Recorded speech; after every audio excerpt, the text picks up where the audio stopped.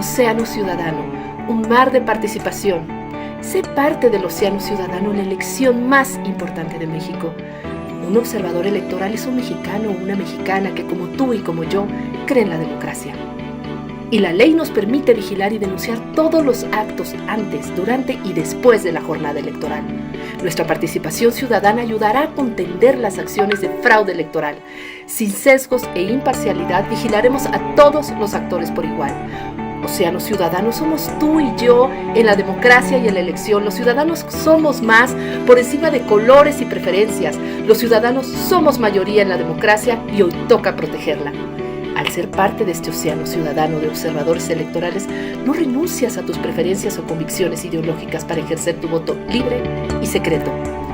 Solo que ahora también lo puedes vigilar y proteger de aquellos que lo intentan hurtar.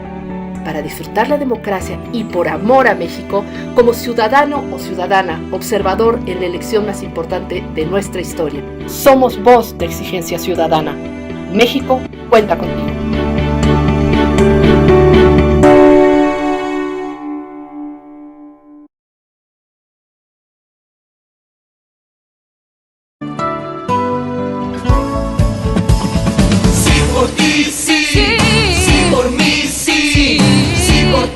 Sí por todos, sí por México. Sí por ti, sí. Sí por mí, sí. Sí por todas, sí por todos, sí por México. Sí por ti, sí. Sí por mí, sí. Sí por todas, sí por todos, sí por México. Sí por ti, sí. Sí por mí, sí. Sí por todas, sí por todos, sí por México. Sí por ti, sí. Sí por mí, sí. Sí por todas, sí por todos, sí por México. Sí por ti, sí. Sí por mí, sí. Sí por todas, sí por todos, sí por México. Hoy quiero darles la más cordial bienvenida y sobre todo también a una persona, un gran actor político que hoy nos trae un tema de gran trascendencia nacional, que es necesario que nosotros podamos entender esta democracia participativa en la cual todos y cada uno podemos ser actores de forma protagónica. Pues bien, le cedo la palabra a nuestro querido amigo Jorge Lara, que bueno, es amigo de hace muchísimo tiempo, para que nos haga favor de presentar a nuestro invitado de hoy. Gracias, Jorge, adelante. Te voy a abrir tu micrófono.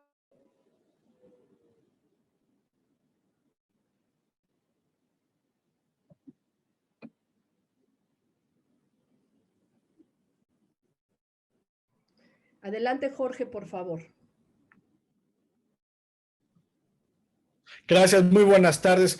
Bueno, buenas tardes a todas y a todos. Es un enorme gusto, un enorme placer estar con ustedes a instancias de Denise Smith, que es una gran amiga de hace muchos años y que deben ustedes de saber que fue compañera diputada suplente en la tercera legislatura Asamblea Legislativa de la Ciudad de México, cuando Andrés Manuel López Obrador era jefe de gobierno. Y bueno, pues ahí Denise nos acompañó en la fórmula en un momento crítico y decisivo en la historia democrática de la ciudad. Gracias, Denise. Y bueno, pues tengo el enorme gusto, placer, privilegio de presentar también a un entrañable amigo, una persona a la cual admiro profundamente y también con la que he tenido la posibilidad y la fortuna de colaborar en algún momento de su larga, provechosa y muy positiva biografía en favor de nuestro país. Me refiero desde luego a un conocido todas y todos, es el ingeniero Carlos Medina Plasencia. El ingeniero Carlos Medina Plasencia nace en la ciudad de León, Guanajuato. En su formación académica es ingeniero químico administrador y maestro en administración por el Instituto Tecnológico y de Estudios Superiores de Monterrey, Campus Monterrey y de Ciudad de México, respectivamente. En el ámbito profesional es miembro de consejos de administración de institutos educativos, financieros y empresariales.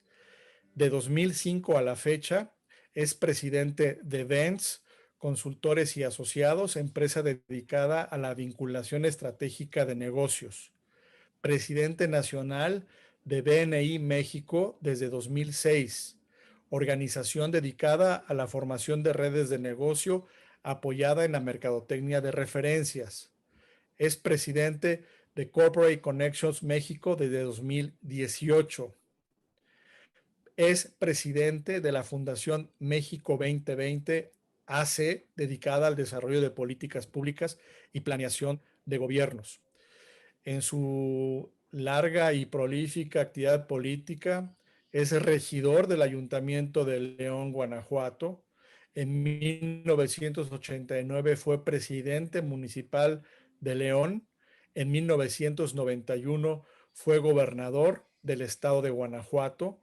De septiembre de 1997 a 2000, en una legislatura histórica, fue diputado federal y coordinador del Grupo Parlamentario de Acción Nacional en la 57ª legislatura. En septiembre de 1999 fue presidente dando una respuesta histórica a un ejercicio de rescatar. Fue senador de la República y presidente de la Comisión de Relaciones Exteriores, Organismos Internacionales en la 58 y en la legislatura 90. En el año 2006 fue coordinador del proyecto México 2030 para una visión de largo plazo. Pues como pueden ver, Carlos Medina es una persona que ha sido muy importante para la historia reciente del país y lo dejamos con todos ustedes. Muchas gracias, Jorge. Me da mucho gusto saludarles y saludarte a ti en especial, Jorge, que hemos tenido varias batallas en las que hemos estado inmersos desde aquella 57 legislatura, y muchas gracias a Denise, a Francisco y en general a Sí por México por esta invitación. Quiero comenzar mi intervención para decirles el por qué tengo este background acá atrás virtual del Golden Gate. Y esto lo escogí especialmente para esta reunión porque es una plática en donde yo quiero hablarles, por un lado, de mi experiencia, por un lado, de mi trayectoria política, y por eso yo digo que soy un empresario con vocación política en ese orden. No he vivido y nunca voy a vivir de la política, pero sin embargo, esto seguramente lo descubrió la psicóloga hace muchos años. Y entonces quiero explicar y queremos cruzar hacia esa democracia participativa, hacia donde tenemos la luz de una posibilidad de encontrarnos bajo otro esquema de gobierno. Y una vez que tenemos que analizar muy bien la democracia representativa, de lo que ha pasado en estos últimos 240 años que tiene esta democracia y cómo tenemos que avanzar hacia una democracia participativa, estando hoy prácticamente en lo que denominó Enrique Krause una presidencia imperial. Comienzo también por decirles entonces que soy un empresario que por accidente me metí a la política, y seguramente que leyendo y estudiando a varios que analizaban los gobiernos que tuvimos en el pasado, y mucho está basado también en lo que después escribiría Enrique Krause en la Democracia sin adjetivos, y posteriormente en la Presidencia Imperial, que es lo que me llevó también a poner este título a esta plática, y en donde en este libro Enrique Krause analiza a los presidentes de la República desde 1940 hasta 1996, cuando por fin se da ese esquema del Instituto Nacional Electoral Autónomo Independiente, dirigido por destacados ciudadanos, y que ya no había una intervención directamente de la Secretaría de Gobernación o las secretarías de gobierno de los estados. Y Enrique Krause en esa presidencia imperial hace un retrato psicológico de 9 presidentes. Y en pocas palabras, como se analiza en este libro, pues habla de una crónica de cómo se fue dando la corrupción nacional y cómo este sistema político, cuyo objetivo era proteger los secretos de la familia, pues nos llevó a que Mario Vargas Llosa nos dijera que éramos una dictadura perfecta. ¿Por qué me metí yo a la política? Y quiero hablarles un poco de eso para después al final hablarles de esa experiencia, de lo que yo aprendí sobre todo como presidente municipal en León. Porque miren ustedes, cuando en 1985 decidí a una invitación que me hizo el doctor López Sanabria para entrar al Partido Acción Nacional, le comenté a mi padre que yo trabajaba en ese momento como director, estuve 11 años como director en la empresa que creó mi padre, que ya cumplió 75 años esta empresa, que quería entrar a la política y que tenía esa invitación. Y hay algo muy significativo para mí que me gusta compartir. Mi padre me dijo, ¿estás consciente que por meterte en la política, tú siendo un empresario, va a estar cuestionada tu honorabilidad toda la vida? Una pregunta dura, difícil, que me hizo mi padre. Yo, por supuesto, en aquel momento, pues con escasos 29 años, decía, sí, por supuesto, porque México no va en el camino correcto y tenemos que hacer algo. A mí lo que me había sacudido fuertemente fue, pues, tanto el populismo de Echeverría como la expropiación bancaria que hizo López Portillo en 1982. Y esto fue lo que me llevó entonces a introducirme, como ya lo leyó Jorge, hacia Comisión de Hacienda, y me llevó a investigar algunos desvíos de recursos que posteriormente llevaron a la postre con la renuncia del presidente municipal y su retiro de la política. Y eso tal vez me catapultó para ser candidato a presidente municipal en 1988, en donde el lema de mi campaña fue participación ciudadana. ¿Cómo se hace eso? ¿Cómo se organiza la participación ciudadana? Yo no tenía la más remota, ni la más remota idea. Y quiero decirles entonces que ahí fue donde descubrí que lo que me había dicho la psicóloga en el test de orientación vocacional al último año de preparatoria para ver qué es lo que queríamos estudiar, y como el negocio de mi padre que él creó es de curtición de pieles de bovino en la industria del calzado, del cuero, la marroquinería, tapicería, pues entonces yo le dije que quería ser ingeniero químico. Y me dijo, está bien, nada más que tus aptitudes son económico-políticas. Y no se me olvida que le dije político nunca. ¿Cuál es la imagen que tenemos de los políticos? Y déjenme decirles que tal vez, pues así me quedó la marca, como queda muchas veces la marca en la culata de las reses o de los caballos, que les queda la marca de la P de político. Y entonces las personas me conocen por la política, pero no porque soy empresario, y por eso me he presentado con ustedes de esta forma.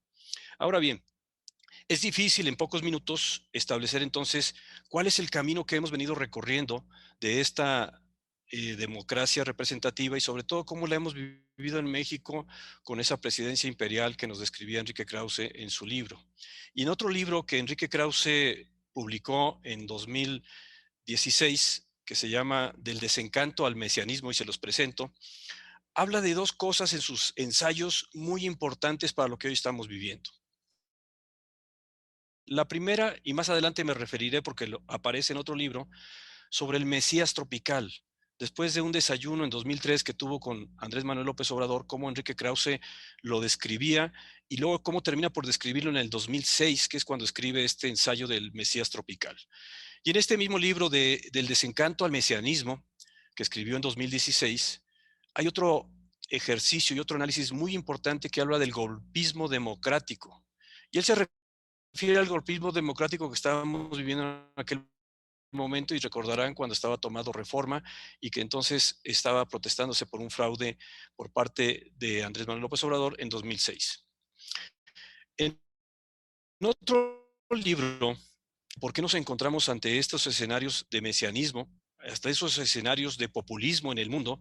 Pues tiene mucho que ver con la cuestión de la corrupción y la desigualdad económica en los ingresos de los diferentes estratos sociales. Y esto es desde mi punto de vista. Puede ser que algunas personas no coincidirán conmigo, pero yo quiero presentarles esta serie de libros para explicarles un poco por qué yo confirmo esta situación de que tenemos que cruzar el puente hacia la democracia participativa. Y qué bueno que hoy pues no hay otro país en donde por la democracia hayamos tenido que echar a un populista hacia afuera. Y qué bueno que hoy tenemos la oportunidad nosotros, nada más que la tarea hay que hacerla para el 6 de junio como primera paso y primera meta. En su libro La cleptocracia, Genaro Villamil nos explica en el 2018, pues, qué es lo que ha pasado en las últimas décadas con respecto a la corrupción, y sobre todo de dónde se empezó a señalar que había una mafia del poder, porque esta mafia del poder es descriptiva, pero la cleptocracia es prescriptiva. Y entonces, a diferencia de lo que señala López Obrador de que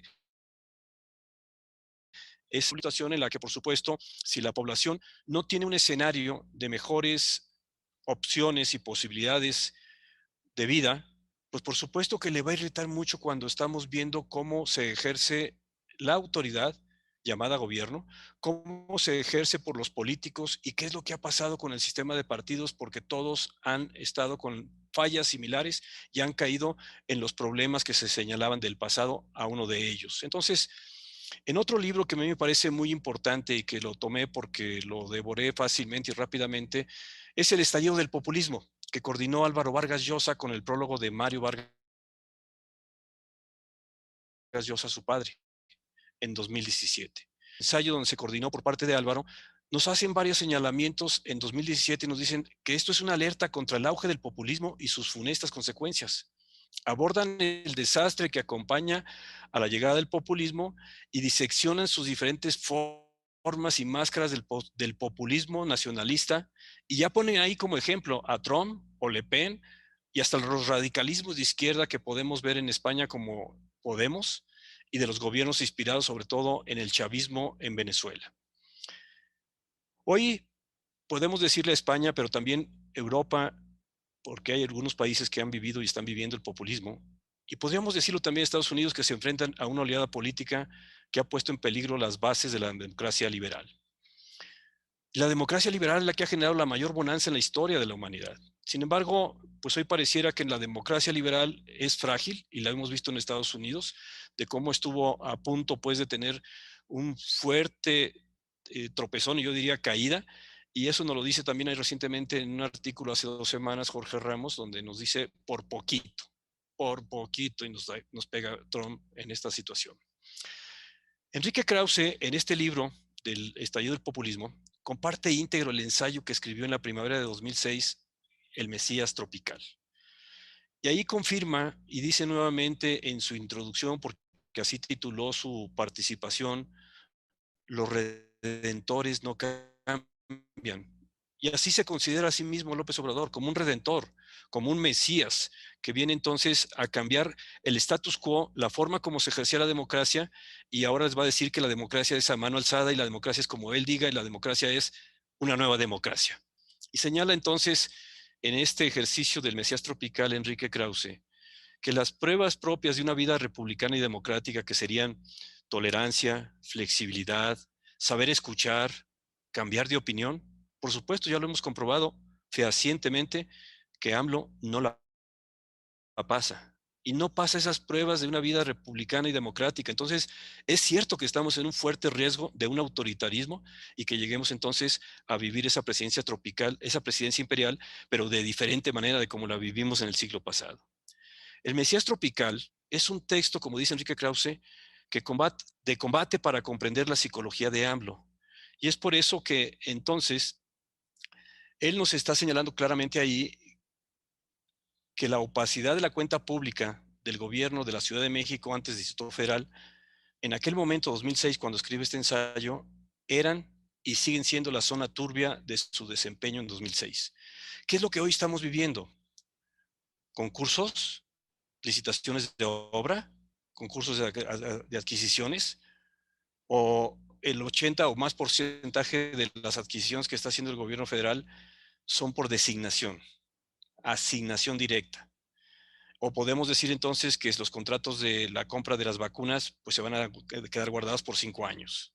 Esto entonces refleja claramente lo que en algunos decimos en la política, y permítame usar la expresión porque se usa mucho este estribillo, en la agropolítica, que chango viejo no aprende maroma nueva. Y si ya lo conocía y lo había descrito muy bien en estos ensayos, Enrique Krause desde 2003, 2006 y luego acá en el 2016, pues entonces debemos de llegar a otro ensayo que ha desarrollado y que ha hecho Axel Kaiser y Gloria Álvarez. Tal vez ustedes estén de acuerdo o no con Gloria Álvarez y seguramente la conocen porque fue la persona que hizo esta intervención en el Parlamento juvenil en España y que criticó fuertemente el populismo. Y esta es la portada de ese libro, y ustedes pueden conocer aquí perfectamente a este personaje. ¿Qué es lo que ellos nos dicen en este libro y en este documento al analizar el populismo en América Latina? Que América Latina, como cualquier cosa que se hace por mayorías gobernantes circunstanciales, lo tomamos como sacrosantas, y todo aquel que se oponga es un traidor, es un golpista, es un antidemocrático. Y ellos también ahí nos explican y nos dan la información de lo que ya tituló The Economist, de la situación de Argentina. Y ese es un ejemplo de los populismos que hubo a mitad del siglo pasado. También hubo muy buenos estadistas, pero la tragedia de Argentina, como la titula The Economist en este artículo, dice un siglo de decadencia. ¿Qué pasó a partir de Perón? ¿En qué metió a toda esta sociedad tan próspera que en 1914 tenía una economía mucho más fuerte que en su caso Alemania misma? ¿Y cómo es que llegaron después de este populismo de Perón a las condiciones y circunstancias pues que no han podido salir en un siglo de esa tragedia? Ese es el riesgo con el cual nosotros estamos. Y por eso he puesto aquí como background virtual pues el puente Golden Gate para decirles, oigan, estamos de este lado del puente y nos abocamos y hacemos el trabajo como sociedad para cruzar el puente hacia una democracia participativa, o simplemente aquí vamos a tener una situación como lo han vivido otros países en Latinoamérica. Lo que, lo que América Latina y buena parte del mundo deben aprender desde mi punto de vista, y así lo señalan aquí estos autores del libro, de los padres fundadores de los Estados Unidos, es la confianza en la libertad de las personas, en su escepticismo del poder del Estado, y no simplemente porque lo diga el gobierno, lo digan las autoridades, es algo que tengamos que aceptar. Y es el rechazo a las aventuras utópicas, como lo dicen, refundacionales. Y esto tiene que ver entonces con algún término que hemos escuchado mucho durante los últimos poco más de 2 años, ¿no? Hablamos refundacionales, no, pero sí aquí dicen transformación. Cuarta transformación. Ah, entonces es una aventura utópica y es como un salto al vacío. Pues sabemos perfectamente que no, porque lo que están haciendo ahora es simplemente desarticular, desmembrar, acabar con lo que se venía trabajando y con lo que se ha construido durante tantos años. Y la forma de vencer el populismo, nos lo dicen claramente también en este libro del engaño populista, pasa esencialmente por tener el coraje de ser persistentes en la batalla de las ideas, pues son estas las que definen la evolución social, económica y política de las naciones. Y por eso, desde nuestro punto de vista, y me da mucho gusto que Sí por México esté trabajando sobre una narrativa diferente. No simplemente es criticar el actual gobierno, sus erráticas decisiones, sus incapacidades, incompetencias y corrupción, sino lo que hoy tenemos que hacer es exhibir la demagogia, la corrupción y la mentira con la que se conducen dentro de Morena. Y podemos verlo todos los días con lo que hoy están realizando ellos. Hay otro libro que a mí me gustaría compartirles, que a mí me impresionó mucho desde 2017 que lo tomé, y este libro lo compré en la Ciudad de México volando a Ciudad Juárez. Y me di cuenta que había llegado yo a Ciudad Juárez en aquel año cuando aterrizamos. Es decir, me captó, me capturó. Y este es Contra las elecciones y cómo salvar la democracia. Es llamativo el título, Contra las elecciones, de David Van Rijbroek, que él nació en Brujas, Bélgica, pero hace un análisis de la esencia de la democracia representativa y que dice, es un modelo vertical, donde tenemos, sí, la elección en procesos electorales, pero a final de cuentas las autoridades nos están diciendo, yo ya me elegiste, yo soy el que te voy a decir qué es lo que hay que hacer. No, no es así. Y mientras que en el siglo XXI estamos viendo que la sociedad, y más con las redes sociales, es cada vez más horizontal. Y entonces David Van Rijbroek nos dice, sin un cambio profundo, el sistema actual tiene los días contados. Y yo estoy plenamente convencido de eso. Basta con ver el aumento del abstencionismo electoral, la pérdida de afiliaciones de los partidos y el menosprecio por los partidos y por el sistema de partidos, que a final de cuentas cualquier democracia liberal requiere de un sistema de partidos. Y nos advierte también de que el anhelo creciente de los ciudadanos por participar y la rapidez con que ese deseo se puede convertir en frustración. Es decir, los ciudadanos quieren participar, pero no saben cómo hacerlo. Y entonces debe haber una evolución muy natural de la democracia en este cambio de época, porque no es que vayamos a una nueva realidad, a una nueva normalidad, vamos a un cambio de época total, no solo de cómo convivimos y cómo nos organizamos las sociedades, sino también cómo se ejerce la democracia, y por eso el camino, desde mi punto de vista, es cruzar el puente hacia la democracia participativa. Y el derecho del voto o el derecho a participar. Entonces, esta evolución muy natural de la democracia debe ser de ese derecho del voto al derecho a participar. Y aquí quisiera hacer un pequeño paréntesis de algo de lo que también estoy plenamente convencido. Hay una iniciativa en Chihuahua, que el gobernador Javier Corral presentó hace 3 años y la acaba de volver a presentar el año pasado, y por supuesto en el Congreso del Estado fue rechazada. ¿Qué dice esa iniciativa? Primarias abiertas, simultáneas, obligatorias. ¿Y esto qué tiene que ver entonces con este derecho de participar? Bueno, desde mi punto de vista y forma muy simple para explicarlo, es quitarle el control a la burocracia de los partidos de las decisiones de quiénes son los candidatos. Y en este momento estamos en esas definiciones de candidatos después de que 3 partidos decidieron juntarse, reunirse, ir en este movimiento de Sí por México, con lo que se llama Va por México. Pero los candidatos son los más idóneos, son los mejores, pues todavía los partidos son los que están en sus esquemas, sistemas y estatutos definiendo cómo van a decidir esas candidaturas. Pero el hablar de primarias abiertas, simultáneas, obligatorias, esta propuesta lo que se refiere es que el mismo día que se realizan las elecciones para candidatos, las elecciones primarias para elegir candidatos a los diferentes puestos dentro de cada partido, se realicen para todos los partidos en forma obligatoria por los partidos, y esto que esté en cada estado de la República, puede ser a nivel federal en su momento, de tal manera que los ciudadanos aporten el sentido común. Porque muchas veces nos encontramos que nos dicen, oye, yo siempre he creído y he votado por ustedes, pero ¿por qué pusieron ese candidato, esa candidata? ¿Por qué decidieron eso? Y entonces, hablar de democracia participativa tiene que iniciar desde el momento del derecho a participar en la definición y decisión de quiénes son los que van a encabezar esas candidaturas. Candidaturas independientes, cuesta mucho trabajo recabar las firmas. Y no me digan si lo que requiere es dinero y requiere recursos económicos para una campaña, un candidato independiente, ¿cómo lo va a hacer? Pero en cambio puede apelar y decir, yo quiero inscribirme en el partido A y suscribo la carta de que yo no me voy a afiliar a ningún partido político y voy a estar con el partido ahí, voy a trabajar con el partido, pero yo quiero ser independiente, no tengo por qué afiliarme a un partido.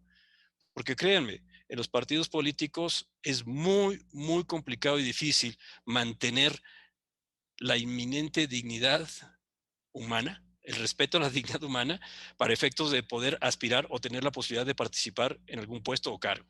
No quiere decir que esto se cumpla para todos, pero sí para muchos. Y entonces, el problema no radica en que los ciudadanos quieran y puedan pensar juntos sobre la política, porque la respuesta es sí. ¿Por qué? Porque ya se han dado cuenta, nos hemos dado cuenta que no me meto si tenemos la mejor forma de atender la pandemia, si tenemos las condiciones de salud, de educación, si tenemos las condiciones de mantener los empleos y apoyar la economía, etcétera, etcétera, etcétera. Entonces, es algo que nos debe llamar la atención de decir, muy bien, yo no quiero entrar a la política partidista, pero sí quiero tener posibilidades de participar dentro de la política. Y el problema es que la mayoría de los políticos todavía no quieren eso de que se involucren los ciudadanos. Déjenme compartirles ahora algunas reflexiones que tienen que ver con mi experiencia al llegar a la presidencia municipal. Yo les he comentado a ustedes que cuando yo llegué a la presidencia municipal de León, pues mi campaña había sido con el eslogan participación ciudadana. Pero ¿cómo se come eso? ¿Cómo se puede realizar esa participación ciudadana desde la presidencia municipal? Y entonces me encontré con algo que yo creí y entendí muy bien, que a mí me pesaba mucho lo que es referente a esa responsabilidad de que la decisión en aquel momento impactaba a 900,000 seres humanos que vivían en mi ciudad. Estoy hablando de hace 32 años, 33 años casi.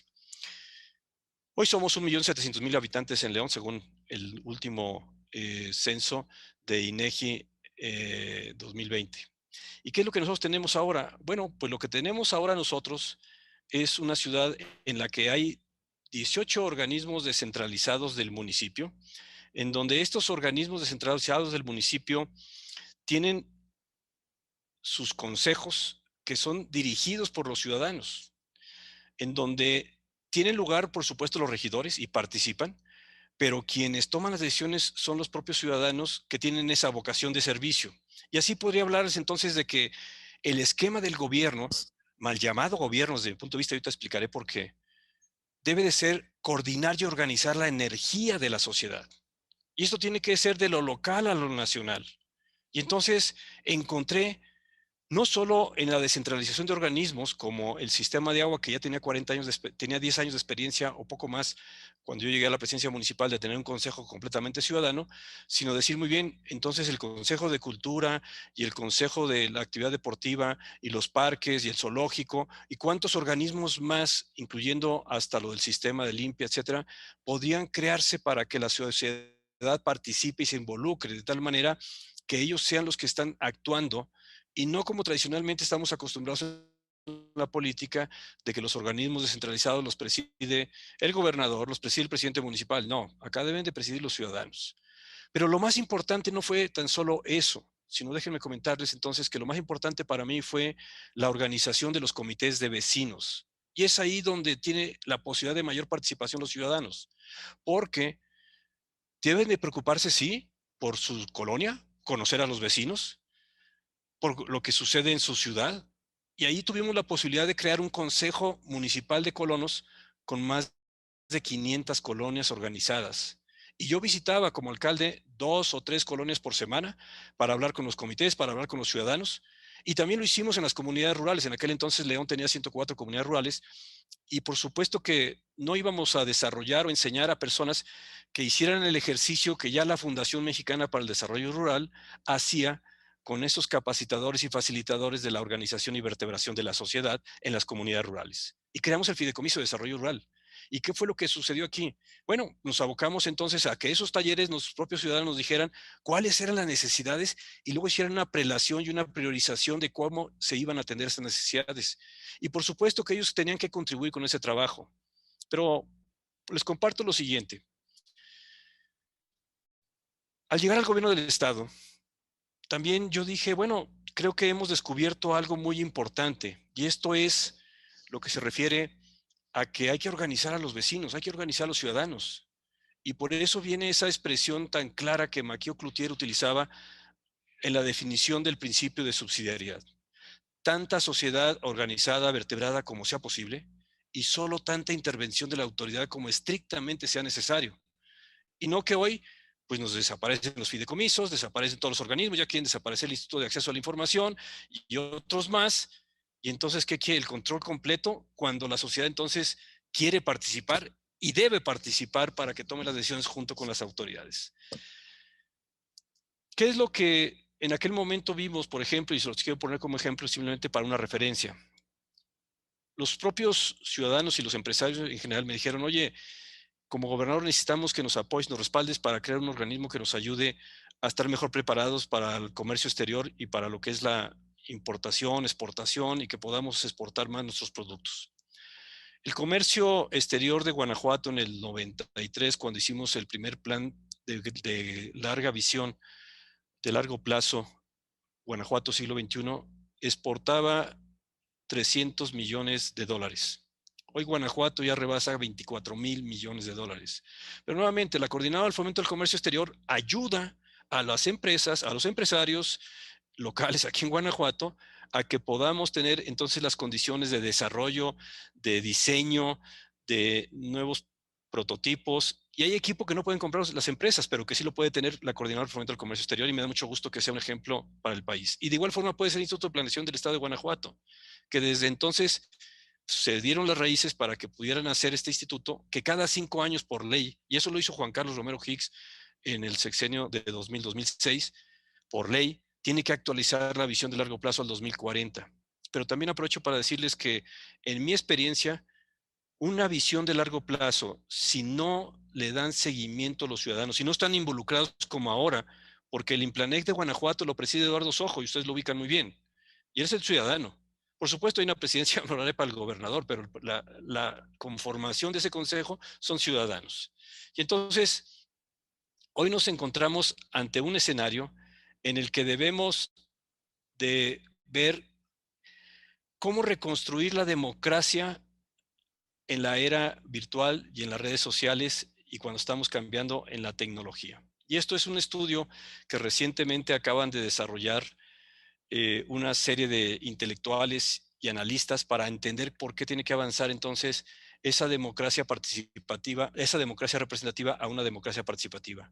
¿Cómo debemos mantener los valores de la democracia? ¿Cómo debemos de enfocarnos entonces a crear ese espacio público donde puedan deliberar ahora fácilmente con estas herramientas los ciudadanos y que puedan entonces encontrar su participación también en diferentes temas. Y no simplemente como ahora se habla de el parlamento abierto y en donde los ciudadanos puedan opinar, sino que realmente hagamos el estudio y el análisis mucho más profundo en lo que hoy tenemos como reto en esta nueva era digital y en esta nueva era donde todos los ciudadanos fácilmente pueden opinar y pueden dar su propia visión de lo que se está planteando. Por eso, si me preguntan en este momento, ¿cuál es ese escenario? ¿Cuáles son las condiciones de esa democracia participativa? De lo local a lo nacional.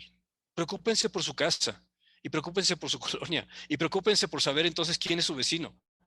Porque un ejemplo muy claro, y déjenme compartírselos, es el de Mérida, Yucatán.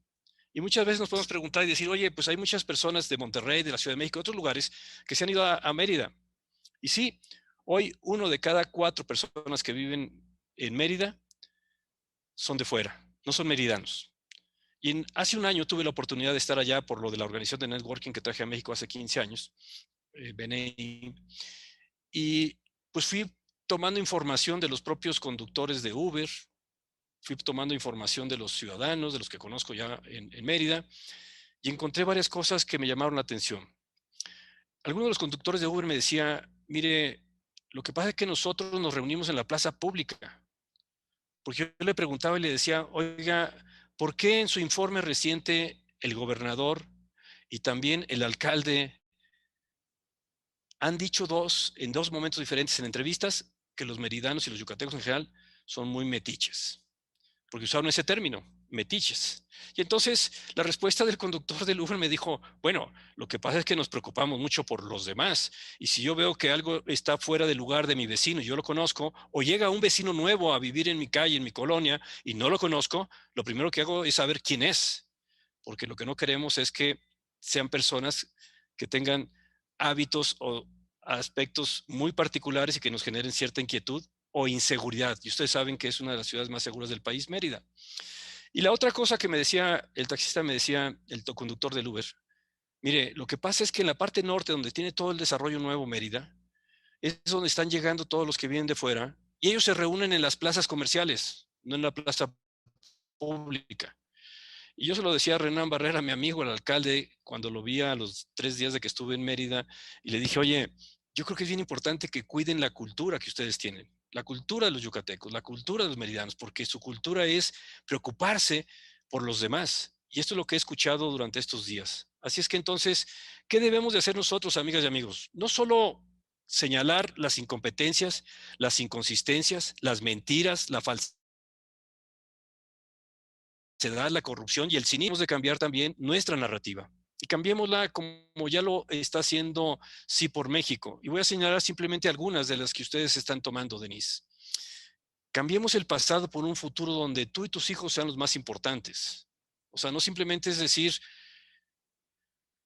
que criticamos al gobierno, que no hay las vacunas y las medicinas para los niños que tienen cáncer, que no hay esa protección pues hacia los adultos mayores, que no hay esa protección o respaldo hacia las mujeres, sino que tenemos que decir es, no queremos volver a lo de antes, no queremos volver al pasado, pero tampoco queremos quedarnos en lo que estamos viviendo hoy. Y por eso entonces debemos de buscar otra narrativa donde digamos que queremos que los jóvenes tengan sueños, y que esos sueños no se rompan en pedazos y entonces impulsemos de veras un espíritu creativo y no simplemente lo que son los programas que hoy tiene el gobierno federal.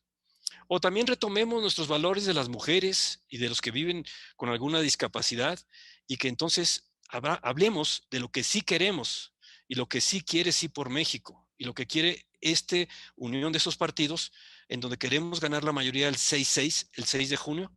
Y entonces, a partir de hoy, decir que queremos vivir sin miedo. Y entonces, ¿qué tenemos que hacer para que nosotros podamos conseguir eso? Pues esta es una reflexión muy personal, muy particular desde mi punto de vista, algo que yo veo de cómo estamos entrando a una presidencia imperial, pero de dimensiones mucho más complejas, complicadas, con un sesgo de autoritarismo que nos puede mantener de este lado del puente, déjame ser este lado, del Golden Gate, y no crucemos hacia donde está la luz y hacia donde está la democracia participativa. Y eso, amigas y amigos, nos lleva a decir, o nos arremangamos las mangas, o empezamos a trabajar pues para tener esos sondeos de todos los distritos, de todas las secciones electorales, de quienes viven ahí, de quienes van a salir a votar el 6 de junio y asegurarnos ese día que el 6 de junio salgan a votar. Las plataformas para ese registro ya existen y yo se las puedo acercar, al menos 2 de ellas, que les puede permitir a ustedes entonces en Sí por México, que aunque lo hagan los partidos políticos porque están acostumbrados a hacer ese trabajo de tierra, en paralelo se asegure, Sí por México, nos aseguremos los ciudadanos de que tengamos esa información y logremos que salgan a votar el 6 de junio. Muchas gracias por invitarme, Denise.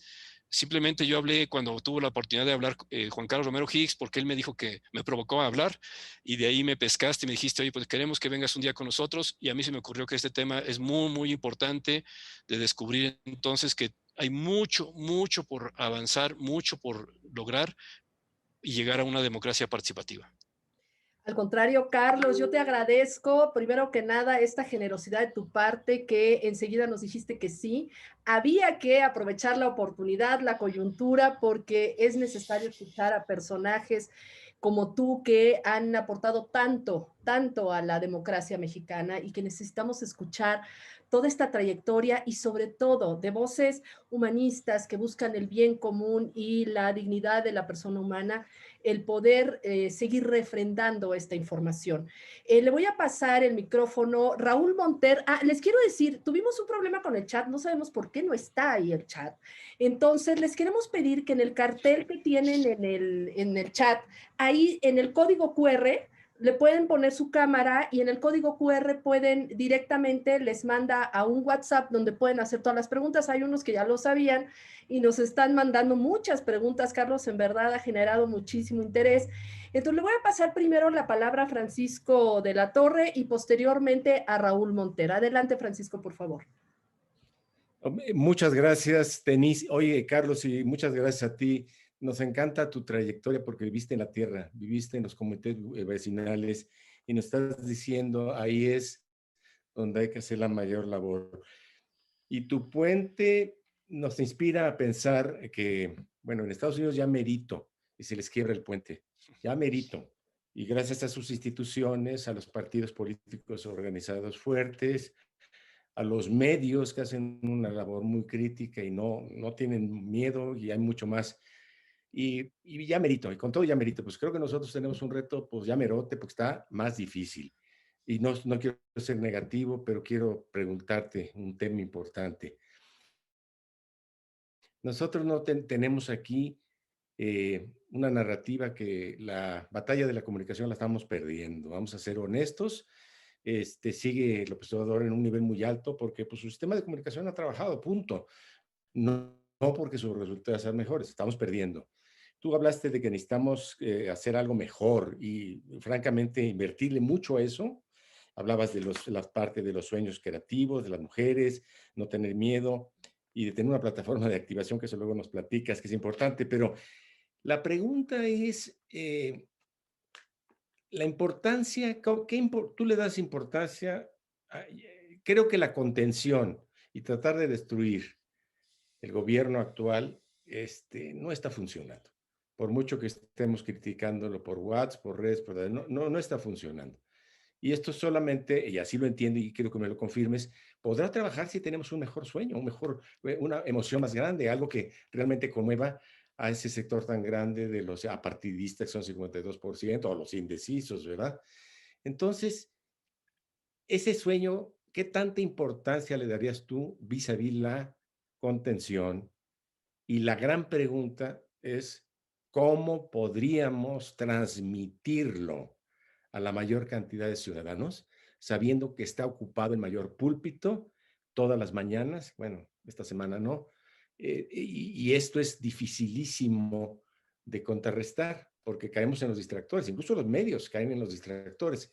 Entonces, la pregunta es, ¿cómo podríamos elaborar esta gran promesa, sobre todo siendo regional, ¿verdad? No es una promesa presidencial, es una promesa regional.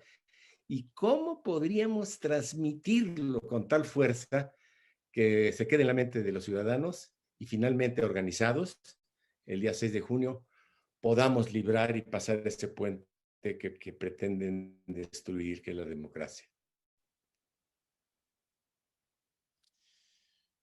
Bueno, Francisco, pues no soy un experto en estos temas, pero yo me imagino que tenemos que analizar de que esta es una elección que va a surgir desde lo local. 15 gobernaturas, 1900 municipios, etcétera. O sea, esto es algo que va a salir desde lo local y entonces hay que trabajar mucho en lo local. Y trabajar en lo local pues tiene que ver con los organismos que están en cada lugar y que tengan pues muy claramente ciertas tareas o trabajo que tengan que realizar. Uno de ellos es el de organizar a los ciudadanos por distrito, por sección electoral inclusive, en términos de quién quiere participar y quién quiere voluntariamente tomar estas plataformas, que con gusto se los pongo en contacto a quienes tienen estas plataformas, para hacer el levantamiento, y ese levantamiento de información de quiénes son los vecinos, cómo están, etcétera, y tener esa información pues registrada en un lugar para lo que ya comenté del día de, que es el 6 de junio. Ahora bien, la otra es que la narrativa, más que estar cuestionando, porque no es cuestionar al Mesías, sino más bien es decir, ¿qué sueño te quiero vender yo? Y de entrada, Claro. aceptar lo que ha estado mal en el pasado, y hay que aceptar donde nos hemos equivocado, el PAN, el PRI, el PRD, los gobiernos nuestros, donde se han equivocado y aceptarlo. Y también entonces decir claramente hacia dónde queremos ir y que esto genere una visión que haga sentir a los ciudadanos que les afecta directamente el no construir ese escenario, esa visión, por lo que hoy está sucediendo y que no encuentren oxígeno y que no encuentran camas y que no encuentran esto y no encuentran aquello. Y no simplemente decir, pues esto se debe pues a la mala forma como ha atendido esta pandemia el gobierno, sino también decir, bueno, cómo esto nos está afectando y cómo nos podemos ayudar, ¿no? O sea, por ejemplo, yo veo grupos en otros estados de la República, aquí mismo en mi ciudad, en León, fundaciones que trabajan sobre la cuestión de la pobreza alimentaria, que se está dando y fuerte, no solo la cuestión del desempleo. Y entonces, en todo esto, pues me parece que en cada lugar tienen que llevar a cabo acciones en las cuales estén comunicando, pues sí, al mismo tiempo que están ayudando, están comunicando, y al mismo tiempo que están preguntando, están haciendo levantamientos, pues estar comunicando entonces cuál es la nueva narrativa, ¿no? ¿Cuál es la narrativa de Sí por México? Y yo creo que en ese sentido, pues ya se los ha compartido también seguramente con mucha claridad Ramón Muñoz, narrativa. Pero esa narrativa, como decimos también en el argot de la política, a pesar de la pandemia, es con eh, suela, sudor y saliva, es decir, casa por casa. Y simplemente me hace recordar que en Arizona, en esta última elección en Estados Unidos, eh, pues había mujeres, una organización de mujeres, que cada una visitaba 80 hogares diario. Y esas mujeres trabajaban pues para decir por qué ya no iba a ganar el Partido Republicano en Arizona. Y entonces pues, el resultado se dio. O sea, es cuestión también no solo de la comunicación aérea, sino también la comunicación casa por casa, persona por persona, y entonces al mismo tiempo que hacemos ese levantamiento, estamos comunicando y dando esa información de cuál es la visión que tenemos hacia futuro y cambiar la narrativa, porque no va a pasar nada si se sigue criticando simplemente al Mesías tropical, o sea, no le vamos a quitar nada. Lo que necesitamos es convencer a esa mayoría que estuvieron en el abstencionismo, y recordemos simplemente la metáfora de Carlos Loret de Mola cuando habló de de los 9 amigos, le hace 95 millones de electores, y que 3 decidieron ir a Siria, uno a Cancún, otro a Los Cabos y otro a Vallarta, y 3 no decidieron nada, y ganaron los que iban a Siria, y ahí estamos, 3 de 9. Es decir, si los otros 6 votan diferente, entonces podemos lograrlo, pero ese requiere un trabajo y una estructura de tierra, y creo que hay algunos actores, y con gusto también les pongo a otro en suerte, que sabe hacer muy bien este trabajo de tierra, utilizar estas herramientas y no dejarlo solo a los partidos, porque los partidos ya están enquilosados. y muy secuestrados por la burocracia de los partidos, sino que esto tenemos que hacerlo en paralelo y asegurarnos nosotros como ciudadanos. Fíjate, Carlos, que no podemos coincidir más contigo de lo que estás diciendo. Esta elección la vamos a ganar si podemos organizar las cosas bien en la tierra, si tenemos las bases y las plataformas de ciudadanos bien organizados y si el día de podemos convocar al voto, porque los partidos no lo van a hacer. Me atrevo a decir, y creo que puedo decirlo, que si esto no se logra, estamos en gran riesgo de perder. No Sí. vamos a, y es importantísimo tener mínimo una organización, me parece que han establecido 220 distritos donde hay alianza y en los 32 estados, pero y hablar con las organizaciones de la sociedad, que todos juntos lo hagamos, porque si no esto se pone pues más complicado. Bueno, yo diría hasta imposible de Es ganar. que, Vamos a ser claros. Si no sí, se hace esta tarea, está muy difícil y eso es donde te agradezco mucho que nos impulses de eso porque y hemos sobre trabajado mucho, todo, Denis y yo, en este sí, tema y importantísimo. sobre todo, Y hay Francisco, expertos y hay plataformas, hay tecnología. Hagamos eso con urgencia y prioridad. claro. Sí, perdón. Y como empresarios sabemos muy bien cuáles son los distritos a los que hay que dar toda la pelea y cuáles hay que defendernos al máximo para que los plurinominales no nos vayan a ganar por votos, ¿no? En fin, hay muchas Pues, cosas ahí que platicar, pero no voy a ahondar oye, más. pues de veras que esto después vamos a hablar contigo porque para mí personal, para Denise, ha sido una Con gusto. prioridad porque esta batalla de tierra, mucha gente dice, es que los partidos hacen eso. No, no. Aquí tenemos que hacer un movimiento electoral ciudadano porque es la única que nos da para poder salir adelante, porque es regional la cosa, ¿no? Pues, Denise, te Claro que cedo el micrófono. gracias, gracias, Carlos. Antes de pasarle el micrófono a Raúl Monter, que es un gran activista en el tema del Sí por México y otros temas, tiene una gran trayectoria. Yo quisiera, Carlos, pedirte, después de la pregunta de Raúl, si pudiera ser tan amable de poder explicar cuál es la diferencia entre la democracia representativa y la democracia participativa. Para nosotros es un lenguaje muy común, lo entendemos, pero a veces hay, ahora sí que en la población, como esto es tan nuevo, en donde podemos nosotros entrar a la vida pública del país como nuestro derecho a participar y nuestro derecho también como mandantes constitucionales, a veces no sabemos cuáles son nuestras facultades, qué podemos, hasta dónde podemos llegar, y justamente tú lo decías, la diferencia entre las autoridades y el gobierno, para que las personas puedan saber qué es esto de la democracia participativa, porque se dice mucho, pero ahora sí que cómo se ejerce. Bueno, yo simplemente transmito mi experiencia y no tenía las tecnologías que existen hoy, pero lo que sí podría decir es que hoy hay plataformas que pueden permitirle a los ciudadanos hacer sus trámites ante las autoridades sin que intervenga ningún funcionario. Y ustedes me están entendiendo muy bien. ¿Qué quiere decir eso? Cero discrecionalidad, cero corrupción. Entonces, si yo puedo hacer mis trámites, ya existen plataformas para tener un gobierno digital y por lo mismo lo público debe ser público y lo puedo abrir, pues entonces hagámoslo y forcemos a que los gobiernos hagan esto, pero comprometerlos desde que son candidatos. Ahora bien, yo creo que esto de hablar de la democracia participativa tiene que ver con muchos consejos y con muchas formas de cómo acompañar y cogobernar con las autoridades. Hace 32 años yo descubrí con mis equipos de trabajo en el municipio que gobernar es un proceso y es el proceso de conducción autodirigido por la sociedad hacia el bien común. Cuando yo digo esta definición me dicen, oye, ¿y ahí dónde está el gobierno? La autoridad. Digo, mal llamada gobierno, porque gobernar es un proceso. Y claro, es una definición que tengo y que yo sé que algún día va a funcionar mejor esa definición. Les digo, es un elemento de la sociedad, por cierto, muy importante, porque tiene que coordinar y organizar la energía de la sociedad, que eso es lo que han hecho otros países en el mundo y por eso aprovechan la energía de la sociedad. Entonces, déjame tomar el tema, como recientemente leí la información de cómo hizo para mejorar la seguridad pública toda la región de La Laguna.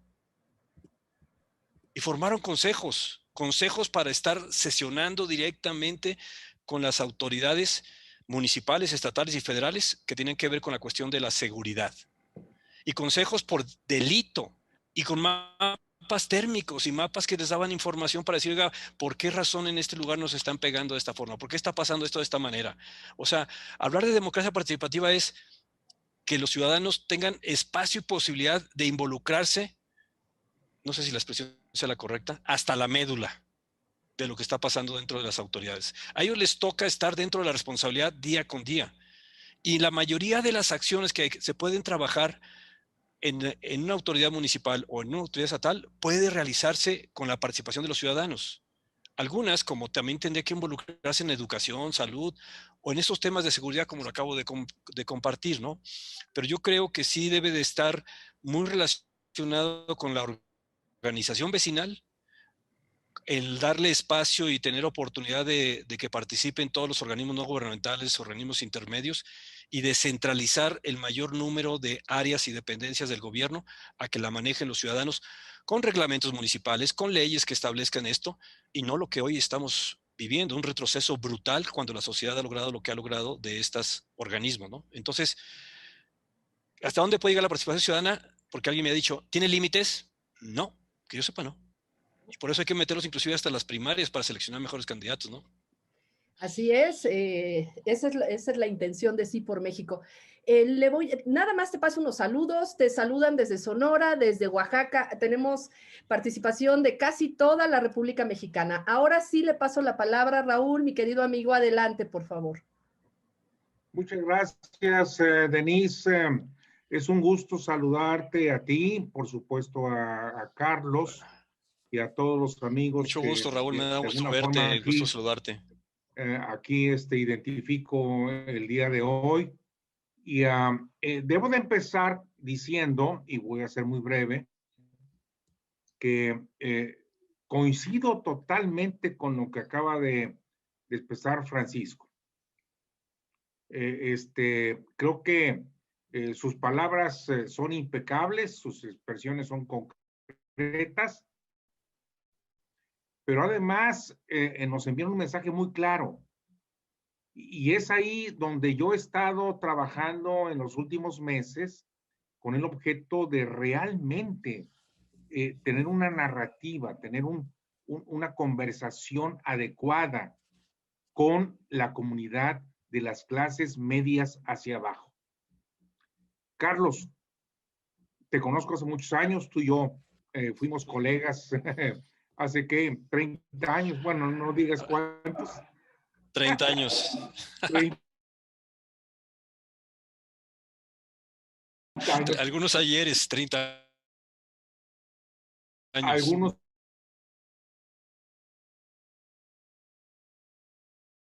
ayeres, en muchas días en los conceptos, por supuesto, pero también en el por qué y en el para qué. Y aquí me permito solamente ampliar un poco lo que decía Francisco, en lo cual, insisto, coincido con él. El para qué. El para qué. Fíjense, casi un tercio de la población económicamente activa en México tiene ingresos menores a 8,000 pesos. La mitad de ellos tiene que pedir prestado para cumplir con sus necesidades. ¿Verdad? Básicas. Entonces, esa gente, cuando le hablamos de democracia participativa, cuando le hablamos de solidaridad, cuando le hablamos de libertad, pues algunos de ellos lo podrán entender, pero la gran mayoría está más preocupada por cumplir sus necesidades diarias. Y eso es algo que debemos aceptarlo. López Obrador, la Cuarta T, han manejado con mucha habilidad. ¿Por qué? Porque a través de sus programas sociales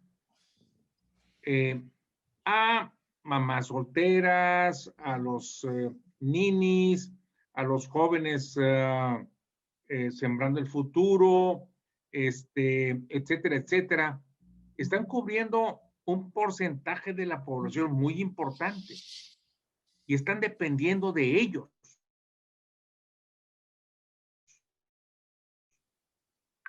Entonces, cuando hablamos de conceptos con estas gentes, y ahí coincido contigo, Carlos, totalmente, lo que ellos quieren es soluciones. Y lamentablemente, en Sí por México y en la coalición Va por México, no estamos entrando en una narrativa que realmente le diga a esa gente cómo van a resolver su problema. A ellos no les importa y no tienen ningún interés en la política, y a lo mejor tienen razón. Lo que ellos quieren es resolver su problema. Esa es una parte de la estrategia y del reto que tenemos del 6 de junio. Y voy a la segunda parte y con esto concluyo. Carlos, ¿qué hacemos para despertar a la clase media, media alta para que vayan a votar? Tú hablabas de varias plataformas, yo las conozco, ya están trabajando, las estamos apoyando, pero no son suficientes. Requerimos sacar a votar déjame partir de esta premisa. Para este año, de acuerdo a los cálculos que existen, el padrón electoral andará alrededor del 95 millones de electores. ¿Ok? Necesitamos sacar a votar el 55% de los electores. Si no superamos el 36% promedio que hay en las elecciones intermedias, salvo en aquellos estados donde hay elecciones a gobernadores, no vamos a poder derrotar a Morena, por lo menos en la Cámara de Diputados Federal. Mi pregunta concreta es, Carlos, tenemos que hacer algo muy concreto, muy específico para sacar a votar a la gente de la clase media, media alta, para lograr ese 55% y derrotar y acabar con la hegemonía partido gobierno Morena. Gusto saludarte, Carlos.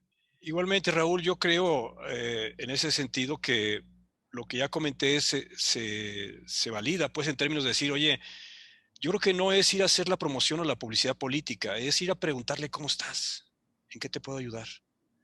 Yo soy tu vecino. Y cuando te diga toda la situación que está viviendo, desde el COVID hasta el empleo y la economía y la pobreza y no sé qué tantas cosas, es sentirse en los zapatos de él y decir precisamente por eso yo estoy trabajando en esto para cambiar esa visión de país y cambiar esto en otro sentido. Y eso, yo sé que es una tarea titánica si hablamos de cubrir a los 95 millones, cuando menos a 50 millones de electores, y tiene que hacerse en una estrategia pues que no solo sea por aire o de las redes sociales, que son muy, muy importantes hoy, sino también el poder sensibilizar en los diferentes estratos sociales como también en las diferentes edades y saber cuál es el discurso que le llega a los millennials, porque si a los millennials les quieres hablar de política, te dicen muchas gracias, hasta luego, y se van. Entonces tienes que saber cómo tiene que ser ese mensaje a cada uno de los grupos sociales, grupos por edades, grupos sociales, etcétera. Y sí creo yo que esto tiene que ser de esa manera. O sea, ¿cómo puedo ayudarte después de que te he escuchado cuál es tu situación, ¿no? Y es algo que yo aprendí como alcalde también, déjame decirlo, Raúl. A muchas personas había que decirles no. No se puede. No debe ser así. Pero había que escucharlos. Y por el hecho de escucharlos, te decían muchas gracias. O sea, a final de cuentas, lo que abre mejor la relación con otras personas es escucharlos primero, escucharlos de qué es lo que quieren, escucharlos de cómo están y preguntarles con un legítimo interés y preocupación de cómo están. para poder entonces hablar de cuál es mi proyecto, la visión que estoy construyendo con Sí por México, con estos partidos que habrá que trabajar también con ellos para que sean mejores y no sé qué tantas cosas. Es que yo no creo en ningún partido, pues yo tampoco, pero déjeme decirle que aquí esto va a estar de por medio por estas razones. Y yo sí quiero que usted se encuentre en mejores condiciones por esto y esto y esto y esto, ¿no? Entonces, yo creo que eso tenemos que construir la narrativa pues en las redes sociales, pero también tiene que hacer puerta por puerta. Y si visitamos cada uno 80 puertas todos los días, pues yo creo que podemos hacer el trabajo. Muchas gracias, Carlos. Un poco complicado en esta época de pandemia. Pandemia. Sí, el poder visitar a tantas personas, sí, se hace una misión titánica. Y sobre todo en la parte de participación, evidentemente, nuestra historia ha sido una forma de desmotivar la participación ciudadana, tú lo decías en algún momento. Por tanto, la gente solo considera que puede ejercer este derecho en el voto y a veces ni así, ¿no? Somos una población que por algo somos muy apáticos y está costando mucho trabajo también en los millennials, el poder empujar la posibilidad de que participen. Les quiero decir a las personas que tienen la manita levantada, les vamos a abrir el micrófono a 4 personas, solo que tengan video. Si no tienen video, no les vamos a abrir. Por ejemplo, a Abril del Moral, sí la conocemos, a Claudia Schmidt también, a Ricardo. Ricardo ya bajó la manita, Ricardo Alanís, de tal manera que podamos abrirles el micrófono. Yolanda Bernal, no te lo podemos abrir porque no tienes tu video. Pero bueno, a Claudia Schmidt le voy a pedir que abra su micrófono. Clau, preciosa, adelante. Muy breve, por favor. Muy, muy breve, lo más que puedas, si eres tan amable.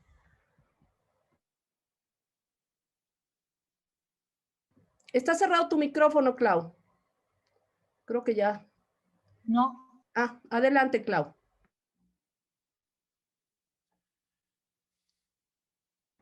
No se te escucha. ¿Ya me escuchas? Ahora sí. Ya. Ya está abierto.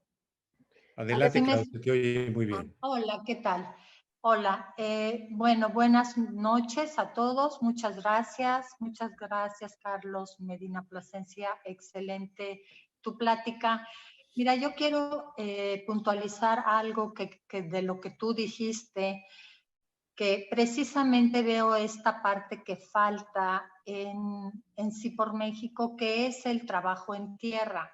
Pero no solo el trabajo en tierra de ir a visitar personas. Ahorita con la pandemia pues es un poco complicado.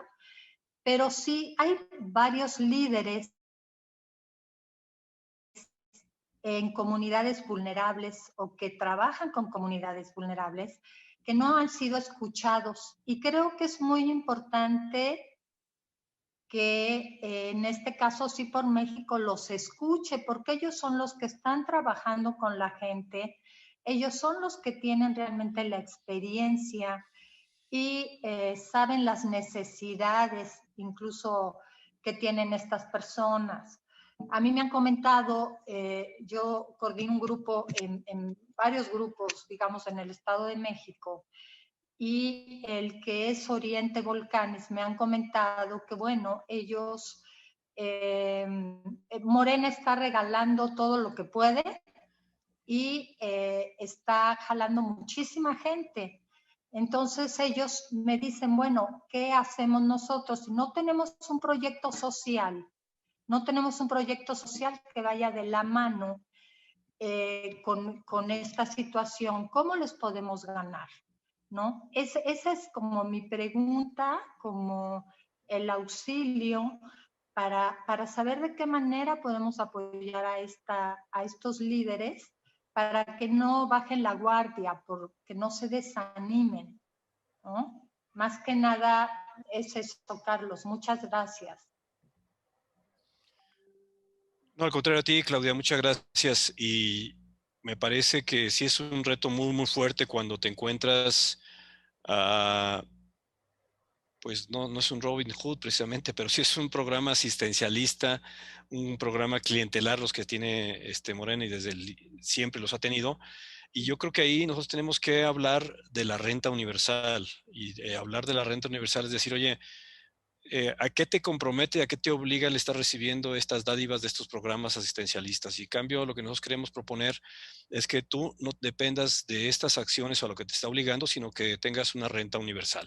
Y la renta universal yo creo que es algo que hoy, mañana, en el futuro va a darse en general en el mundo, porque la cuestión de la automatización y la robotización pues está desplazando sobre todo a aquellos que tienen trabajos repetitivos, y eso hablemos de Latinoamérica, África o otros lugares, y que eso va a llevarnos a que pues, se trabaje menos días, etcétera, ¿no? Pero lo que hablo de la renta universal porque sería decir, oye, nosotros podemos ver que la propuesta que se ha hecho de la renta universal puede darte ese ingreso o ese recurso sin que dependas de lo que te están planteando, lo que te están obligando, o que te vengan a presionar a ti, o te vengan a pedir la credencial de elector, o te vengan a pedir otras cosas, o que te compromete eso con el presidente o con Morena, ¿no?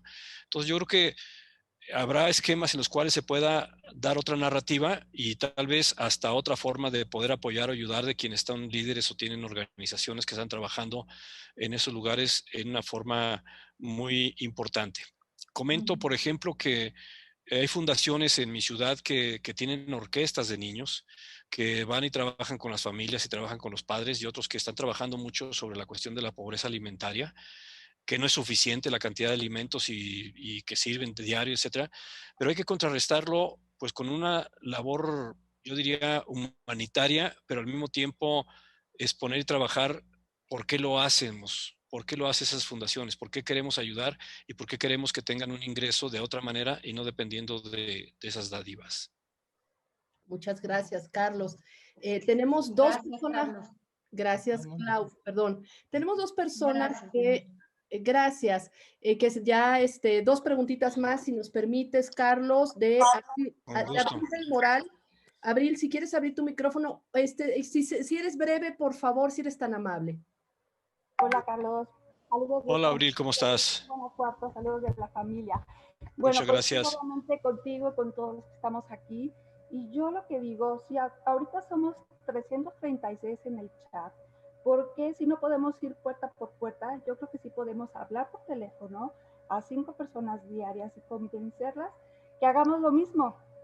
Yo desde el 1 de enero me propuse eso porque yo estoy muy preocupada por mi país, para que Morena no siga avanzando. Y yo he hecho 5 llamadas a mis amigas, pidiéndoles el favor y haciendo 5 llamadas diarias, porque ya no tenemos tiempo. Creo que Morena nos lleva muchísima ventaja. Ellos han hecho campaña desde hace muchos años. Y con las dádivas y con todo lo que están haciendo, ahora es muy importante. Yo estoy ahorita colectando firmas para las mamás de los niños con cáncer, para hacerlas llegar a la Cámara de Diputados. Yo vivo en un residencial muy lindo y todo. Somos 100 familias.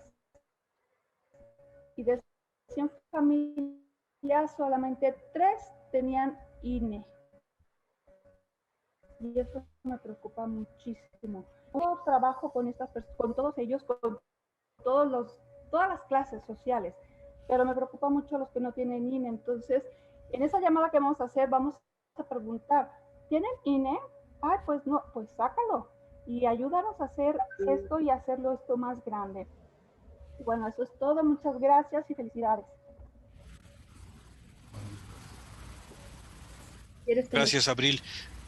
Gracias. No, simplemente decirte que lo que es importante es que desde Sí por México haya en los distritos estratégicos en el país responsables que van a organizar y capacitar para ese proceso de organización por cada sección electoral quién va a ser el responsable de hacer el levantamiento como si fuera un censo, pero bajo una dinámica en la cual podamos comunicarnos y podamos llevar a cabo esa acción de escucha, pero al mismo tiempo de cuál es la narrativa que nosotros queremos llevar. Y eso nos va a servir para el día de la elección, asegurarnos de que salieron a votar. Y simplemente es muy sencillo, muéstreme su dedo. Entonces, ¿es una tarea titánica? Sí. ¿Hay que empezar? Sí, ya. Así es, Carlos. De hecho, en Sí por México es lo que estamos haciendo, este crecimiento piramidal en donde yo te mando a ti un mensaje y a la vez tú lo replicas y así vamos a estarnos comunicando. Efectivamente es titánico, no está siendo fácil, por se llega nada más a un nivel, la gente ya no participa más. Entonces, muy bien, como lo dice Abril, es necesario que continuemos en esta ahora sí, proliferación del contagio de la participación. Le voy a abrir el micrófono a Ismael Barrera y bueno, y desgraciadamente no podemos hacerlo más, pero adelante, Israel, por favor, si eres tan amable. Gracias, buenas noches, Ismael. Ismael, adelante, Perdón. Ismael. Ingeniero, pues aquí desde León, Guanajuato, paisano suyo, y un saludo a todos.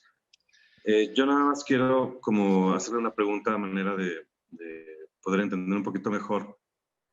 Usted ha fomentado y coordinado desde sus inicios el potencial que hay en la ciudadanía, y esto creo que ha sido el hilo conductor, por llamarlo de alguna manera, del éxito de su liderazgo a través de estos años. Y como bien dice, desde lo local levantar las inquietudes y las necesidades de la gente de a pie, ¿no? ¿Cómo se contrapone o cómo afecta estas agendas globalistas como la Agenda 2030, que pareciera ser aplastante, que imponen, pues, ahora sí que su agenda y todos sus objetivos, donde los municipios se ven obligados a adaptarse a toda una serie de marcos y todo este asunto para poder adentrarse en el desarrollo? Es decir, no se contrapone y la última, como colocones, creo que su narrativa podría ser de mucho beneficio para sí, el movimiento Sí por México, en el sentido de darle a la ciudadanía la posibilidad de participar. Eso es mi comentario. Sí, por supuesto que es mucho más complicado lograr la organización y participación ciudadana, porque los ciudadanos nos organizamos cuando tenemos una necesidad muy sentida. Entonces, cuando en un asentamiento irregular, una colonia marginada, popular, etcétera, pongo el ejemplo, no tuvieran agua, se van a unir para conseguir que puedan tener agua y van a hacer todo lo que sea necesario de diálogo, acercamiento con las autoridades para tenerla. Luz, y van a tener todo el esfuerzo para tener la energía eléctrica y van a tener todo para mejorar su infraestructura urbana, etcétera. Y es siempre con una necesidad muy sentida que los ciudadanos deciden unirse, porque no es fácil lograr la participación ciudadana. Eso es algo complicado. Y entonces tiene que ser a través de una necesidad muy sentida. Y en este caso, y más en nuestro estado, Ismael, pues la necesidad más sentida ahorita es construirse la participación de los ciudadanos. Porque los ciudadanos son los que conocen a los vecinos y conocen en qué familia los muchachos rebasaron a la mamá, que es jefa de familia y es jefa del hogar, y en cuál pasó esto, en cuál pasó aquello. Y eso, esa información de ese tejido social debe de tenerlo todos los municipios. Entonces, hoy desgraciadamente creo que la herramienta que se puede utilizar mejor para la participación ciudadana es el de construir seguridad. Por supuesto, hoy tenemos la pandemia, las condiciones de salud, el empleo, condiciones muy complejas pues también en la parte económica y hay muchos retos por resolver, pero me parece que aquí tendría que ser con una gran palanca de movimiento que son las autoridades locales. Por supuesto que la autoridad de un gobernador es mucho más fuerte y hay que buscar entonces que haya tanto municipio en sus organizaciones de la sociedad con sus autoridades y solo tanta intervención del gobierno estatal como sea necesario. ¿Cuántas veces nos encontramos ya ahora? Porque hay sus variantes de como hemos tenido aquí los presidentes municipales, porque has referido a León, o los gobernadores, de con más o menos intensidad de la participación ciudadana. Por ejemplo, ¿qué acaso en muchos y la mayoría de los municipios de nuestro estado, toda la parte de infraestructura e inversión, no la pueden hacer los municipios? Por supuesto que sí. ¿Qué tiene que intervenir el Estado? Esa no es su función. Esa no es su tarea. Entonces, todo ese tipo de cosas, pues hay que lograr que vengan también desde la autoridad, pero por supuesto que hay que impulsar a que esto también pueda surgir de acuerdo a las necesidades que tenemos. Y hoy la seguridad nos debe llevar a unirnos como colonos, como vecinos, y cómo nos organizamos. Y no simplemente en clúster, en fraccionamientos cerrados, sino cómo le hacemos para mejorar las condiciones, y lo menciono porque tú eres de León, en Piletas 1, Piletas 2, Piletas 3, Piletas 4, San Juan Bosco, en todos esos fraccionamientos. Y qué cosas pueden ayudar a mejorar las condiciones de seguridad, que es por lo que hoy más pueda participar la sociedad. Gracias, Ismael, por tu comentario. Pues, Carlos, tenemos aquí una persona que es Carlos Pacheco, está aquí con nosotros. Él es un consultor de político especializado en movimientos de tierra. Por 22 años ha trabajado en esto y pues, tiene un 95% de éxito en gobernaturas y hemos trabajado con él y te soy franco, ha sido complejo convencer a todo mundo que este es el factor clave del éxito, es ir a preguntar. A ver, ¿estás contento con el México que tienes? A cada casa, o por teléfono, o por Zoom, o por video. No, pues, ¿qué propones? Entonces, sí, le voy a abrir el micrófono a Carlos para que simplemente se presente, pero más que nada, te pregunte un pequeño diálogo con él para que podamos trabajar, porque te vamos a pedir trabajar en el futuro. Estamos muy interesados por tu experiencia. Carlos, adelante. Sí, gracias, Paco. Bueno, yo creo que me comenta Paco, yo me puedo comentar hace poquito, que has hecho el comentario de que las campañas se ganan por tierra. Realmente, yo estoy en el mismo concepto, ¿no? O sea, a lo mejor, bueno, la campaña se puede ganar por aire, pero la elección se gana en la tierra. Entonces, yo creo que hay que involucrar lo que dices tú de buscar la cosa más sentida de la sociedad es muy importante. Y la cosa más sentida, en forma general, que tiene que ver con seguridad y tiene que ver con salud y con muchas cosas en México, es que nadie estamos contentos con el México que tenemos. Y eso nos puede unir enormemente, creo yo. Pero hay que hacer un esfuerzo muy grande y la participación ciudadana es muy apática. O sea, no es fácil entrarle y sobre todo tener gentes que estemos en esto 7x24 para ir realmente invadiendo a la sociedad con este concepto. Tenemos que estarlo haciendo casi uno a uno. Sí. El WhatsApp nos puede ayudar mucho porque ahí pues es uno a uno con cada uno de los contactos que uno tiene, ¿no? Y hay confianza y hay unión. Sí. Pero ¿cuál sería la forma? Definitivamente, Carlos. Con el poco tiempo que nos queda, ¿qué recomiendas que se tiene que hacer? Es que no sé, yo pienso que más que la pregunta de que si estás contento o no con el México que hoy tenemos es, ¿cómo estás tú? ¿Cómo está tu entorno? ¿Cómo está tu situación? Porque eso nos va a hablar entonces de la parte de mucho de lo local y de la situación particular de la persona, la familia, los vecinos. Y entonces habrá que plantear ahí cuáles son las opciones que podríamos ofrecer en esa narrativa y ofrecer como compromiso y que lo ofrezcan también pues quienes sean los candidatos de Va por México o bien de cada partido donde van solos, etcétera. Pero sí es un problema bastante serio y lo que yo he aprendido es que se educa con el ejemplo. Se educa con el ejemplo y hay que seguir y seguir y seguir e insistir. No hay que dejar de insistir en tratar de convencer a esas personas. A mí me pasaba mucho en las comunidades rurales cuando yo era alcalde, que había comunidades donde estaban muy acostumbradas a un esquema como se manejó en el pasado con el PRI, de que los caciques o líderes de una comunidad decían, no tenemos autoridad municipal en este momento porque pues, el primero que ganó esa alcaldía por parte de un partido diferente, por el PAN, pues fui yo, que se le reconoció porque hubo otras en donde no se reconocieron. Y entonces, pues yo les decía, entonces no se animan porque a ustedes les toca aportar esto, a ustedes les toca aportar aquello para que podamos hacer esto y que ellos le pusieran su esfuerzo. Entonces, no hacía nada, Carlos, y yo me iba a la siguiente comunidad, pero no dejaba de visitarlos nuevamente. Entonces, cuando empiezas a ver que están cambiando tus otros municipios, están cambiando otros estados, están cambiando otra comunidad, te preguntas y dices, oye, ¿por qué ellos sí están pudiendo y nosotros no? Y esa es la parte donde me parece que hay que insistir y no dejarlos y no abandonarlos, sino que insistir hasta que ellos mismos se puedan convencer. Y también lo que aprendí mucho como alcalde y como gobernador era que no hay que quitar nunca a los líderes de ninguna organización o presionarlos pues a que salgan de esa organización si no lo está haciendo bien en la organización, sino que sean los propios miembros de la organización los que desplacen y quiten a los líderes, porque se dan cuenta de que otros están logrando cosas, están logrando algo, y ellos no están logrando nada por el simple pensamiento y la posición que está teniendo ese liderazgo, ¿no? Entonces, yo coincido contigo, Carlos, y es difícil, por supuesto que es complicado, pero pues no nos queda de otra.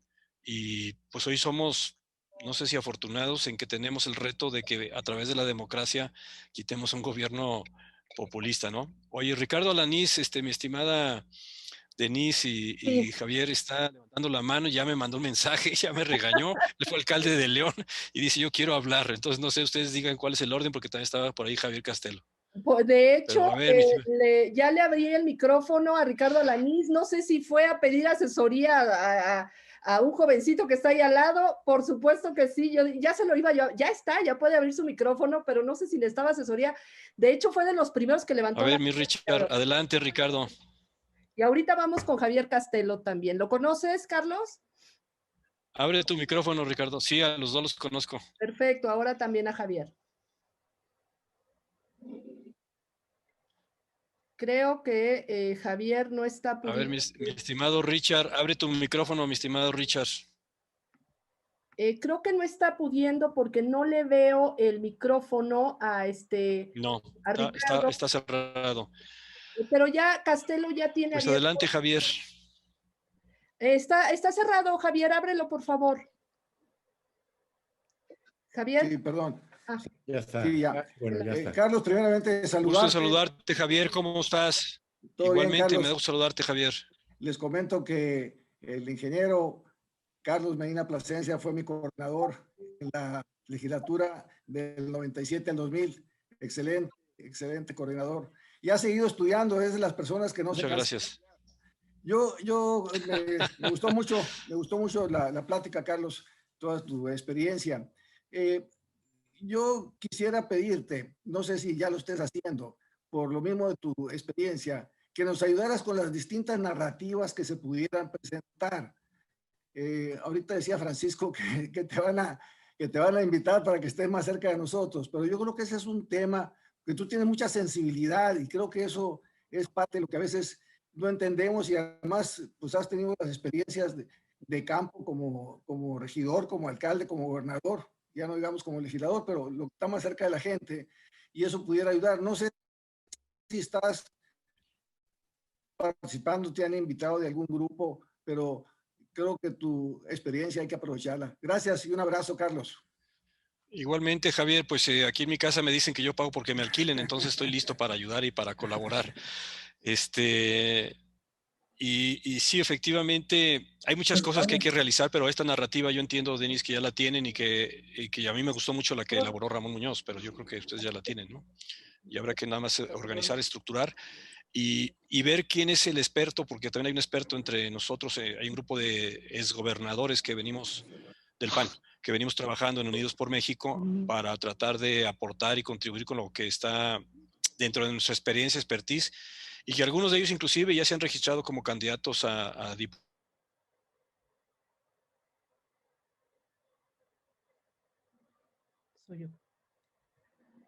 diputados en los distritos muy complicados en Guadaluña, y Juan Carlos Romero Hick, que es el actual coordinador de los diputados federales del PAN, que ya se inscribió y va a la reelección en el 4º distrito, un distrito complejo con la ciudad de Guanajuato, Ocampo, San Felipe, y que yo creo que pueden hacer una muy buena bancada y ojalá que le logremos ganar la mayoría a Morena. Y por supuesto, veo que ahí debería seguir Juan Carlos Romero Hicks porque ha sido un espléndido y excelente coordinador de los diputados. Gracias, me hago saludarte, Javier.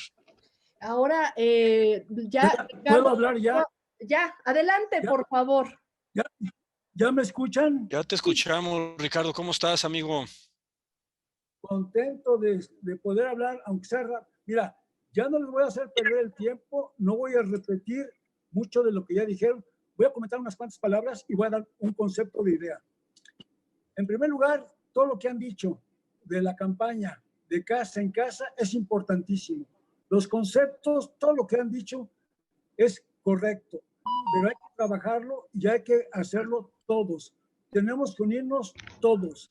Esto es lo más importante. Ahora, Lo único que quiero adicionar, y que ahí es donde va a venir quizá el desacuerdo de muchos de los que están escuchando, o de los panistas, porque el voto ha sido en contra, yo sugiero a estas alturas que se diga en las campañas que la parte económica va a seguir. Es decir, ha sido una desgracia, pero así ya es un gran voto que tiene en este sentido ganado AMLO.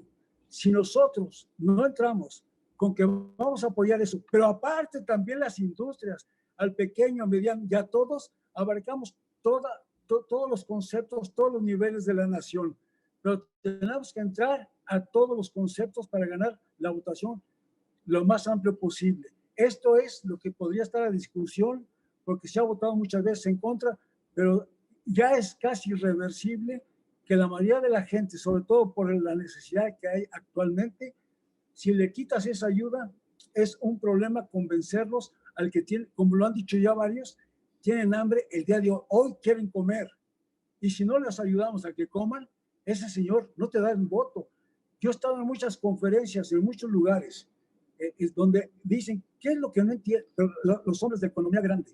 ¿Qué es lo que no entienden? Va al país. Pero el que no entiende es el de economía grande. El otro señor quiere comer hoy quiere comer. Y ese señor, hay que decirle, te vamos a seguir dando tu apoyo, pero también le vamos a apoyar al país para que siga creciendo, para que haya más empleos con dignidad, bien pagados. Todo esto es lo que sugiero. Esto es lo que yo quería comentar, Carlos. Muchas gracias, Ricardo. Coincido contigo y no tengo más comentario más que decirte que efectivamente tenemos que asegurar que no haya esa pobreza alimentaria y, por supuesto, una posibilidad de salir de la situación en la que se encuentran los gente que está así. Muy bien. Carlos, ¿quisieras hacer algún comentario final? No, simplemente, Denise, decirles que muchas gracias por la invitación. Traté de hacer una narrativa en poco tiempo compleja, difícil de entender por dónde va la democracia ahora en el mundo, y que estoy plenamente convencido por mi experiencia que tuve como servidor público, que mi padre me dijo, cuando le comenté que iba a la candidatura a la presidencia municipal, y me dijo, nada más 3 años, ¿eh? Claro, el resbalón fue de 22 en el servicio público, pero me dijo, nomás te voy a pedir una cosa, no cobres, tú no vives de eso. Entonces, eso fueron aprendizajes muy claros por parte de mi padre, y también pues tal vez mi educación jesuita pues fue lo que me llevó a entender que había que servir y había servir de otra forma, ¿no? Entonces, yo creo que las ideas aquí están, las personas que no en toda pueden contribuir para todo ese trabajo de tierra ya están con esa experiencia y especialidad, con gusto se las aporto, que ya están trabajando, ya han tenido contacto con alguna gente de Sí por México, y a ver cuáles son las plataformas que están utilizando, o bien cuál es la que se puede utilizar para levantar todo ese censo, porque no cualquiera va a poder subir información, sino que la sube nada más quienes autorice Sí por México, y tiene el control entonces del acceso de quién va a subir información, si no te suben información falsa, ¿no? Y con mucho gusto estoy listo para aportar, y de igual forma te puedo decir, Denis, que todo este grupo de Unidos por México, que somos los 25, que son 16 exgobernadores del PAN y 9 liderazgos como Xochitl, como Josefina, como Kenia, que están con nosotros, pues entonces estamos listos para participar y ayudar, y cuantas veces nos inviten, ya me escuchaste, pagamos porque nos alquilen. Pues como la vez pasada, te vamos a tomar la palabra. Ya estamos, yo te puedo decir, yo estoy trabajando también con Josefina Vázquez Mota. La semana que entra presentamos un libro en el Senado. Personas siempre dispuestas a aportar, y sobre todo con esta generosidad como tú hoy nos muestras. Te agradecemos, y muy pronto, es más, te vamos a buscar. Esta plataforma es la que está llevando Carlos Pacheco para que sumemos esfuerzos y capitalicemos todos los recursos que tenemos, claro, humanos e intelectuales. Dime, Carlos. Nada más pásenme los contactos y yo los contacto y los pongo en contacto con otro más para poner ahí la referencia, y no se necesita que esperemos a que tú personalmente lo hagas, etcétera, ¿no? Hay que ser más ágiles. Muy ágiles. Sí. Por supuesto que sí, Carlos. La ventaja es que muy bien. Muchas gracias. Contigo. Pues muchas gracias. Antes de que te vayas, tenemos como tradición que te despidan de una forma muy cálida, como siempre lo hacemos, así que les voy a pedir a todos que por favor ya pueden activar su micrófono para despedir a Carlos como se merece. Adelante. Carlos, Muchas gracias. Buenas noches.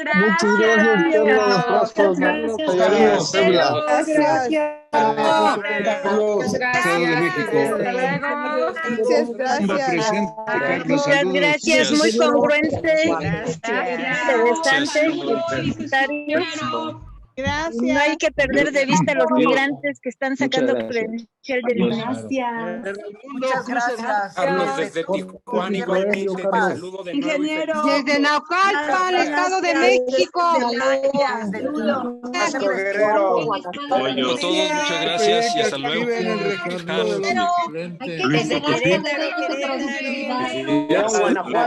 Pronto, querido Carlos, muchas gracias. Desde la organización Adultos Mayores. Saludos, gracias. Desde San Miguel Allende. Desde Nacajuca, abajo. Saludos, Carlos, Mauricio Gutiérrez. Rosy Crespo desde el Estado de México. Ingeniero Carlos Cecilia Vázquez García, Irapuato, Guanajuato. Gracias, Cecilia. Gracias a todos y me despido. Hasta luego y nos vemos pronto. Gracias, Carlos. Hasta luego. Muchas gracias. Dios te bendiga, Carlos. Saludos de León, Guanajuato. Desde Tuxtla Gutiérrez, Chiapas, Amalia Chacón. Desde Sinaloa, Catalina. El trámite de la credencial de lector se termina el 10 de febrero para los que no tengan credencial. Gracias, Celia. Ya no hay cita.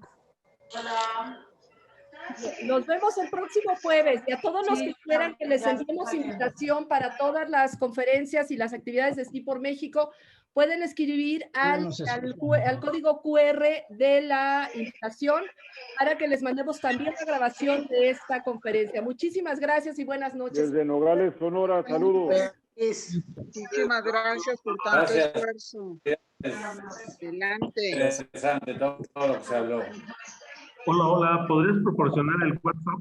Con todo gusto, claro que sí. 55 44 0304 44. Repito, 55 44 03 04 44. O si no, pueden ponerle en la cámara de su teléfono, pueden poner aquí el código QR, ese cuadrito que está en el cartel, para que ustedes puedan direccionar automáticamente a WhatsApp. Gracias.